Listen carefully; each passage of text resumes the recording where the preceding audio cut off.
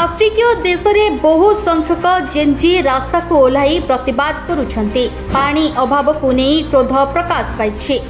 सरकार इस्तीफा दाबी करिछंती जेनजी। देश छाड़ी पलायन करिछंती राष्ट्रपति।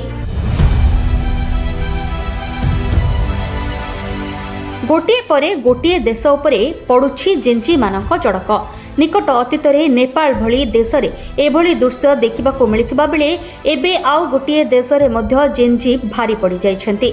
नेपाल परे आफ्रिकीय देश माडागास्कर रे बहु संख्यक जेनजी रास्ता को ओह्लाई प्रतिवाद करिछंती। पानी अभाव को नहीं क्रोध प्रकाश पाइला परे सरकार इस्तीफा दाबी करा जाइछि। एही समय माडागास्कर राष्ट्रपति आंड्री रोजाएलिना देश छाड़ी पलाई जाइथिबा सूचना मिली।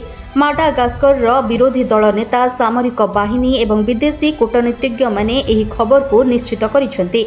नेपाल परे यह द्वितीय थर जे जेनजी प्रोटेस्टर माने सफलतार सहित क्षमता परिवर्तन करिसेंती। माडागास्कर विरोधी दल नेता सितेनी कहिसेंती जे रविवार एक सेना दल जेन जायोनिस्ट को सह जोग देइथिला, जहा फलरे राष्ट्रपति आंड्री देश छाड़िबाको बाध्य होइथिले। सितेनी अनुसार राष्ट्रपति प्रस्थान विषय सूचना पाइबा परे आमे राष्ट्रपति भवनर कर्मचारी को डाकिथिलु। सेमाने निश्चित करथिले जे आंड्री काहाकू न जणाई देश छाड़ी पलाई जाइछंती। तथापि राष्ट्रपति भवन ए पर्यंत एही विषय कौनसी आनुष्ठानिक विवृत्ति जारी करि नाही।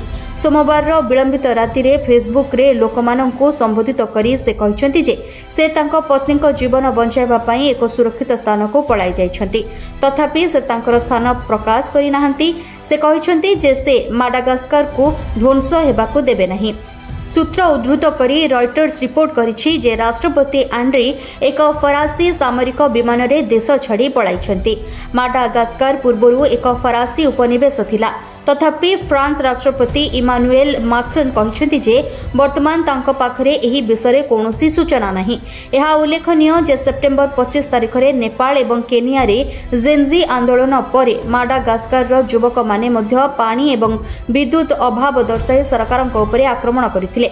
सेना मध्य प्रतिवादकारी को समर्थन करथिला, जहा राष्ट्रपति आंड्री को असुविधा वृद्धि करथिला। प्रतिवादकारी माने निरंतर आंड्री को इस्तीफा दाबी करथिले। ब्यूरो रिपोर्ट, चर्चा न्यूज।